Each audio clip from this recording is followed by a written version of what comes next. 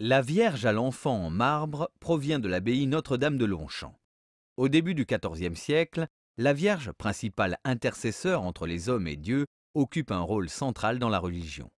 Ainsi, les représentations de la Vierge à l'enfant vont-elles rapidement se multiplier au cours des décennies suivantes. Contrairement au siècle précédent, la Vierge est désormais représentée debout. Son rapport avec l'enfant devient de plus en plus maternel.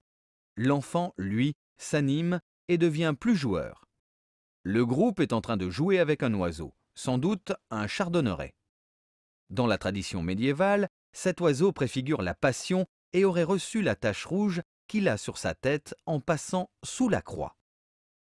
À droite, d'aussi belle qualité mais plus tardif, le Saint-Jean provenant de la même abbaye a souvent été attribué à tort à l'un des grands sculpteurs de la fin du XIVe siècle, Jean de Liège.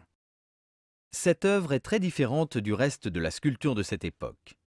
Plutôt que le traitement lisse et fluide des drapés qu'affectionnaient la plupart des sculpteurs contemporains, l'artiste a préféré un traitement heurté et tranchant. Le caractère sérieux, voire dur du visage, et en particulier de l'arête nasale, contribue à donner à son œuvre une présence physique exceptionnelle.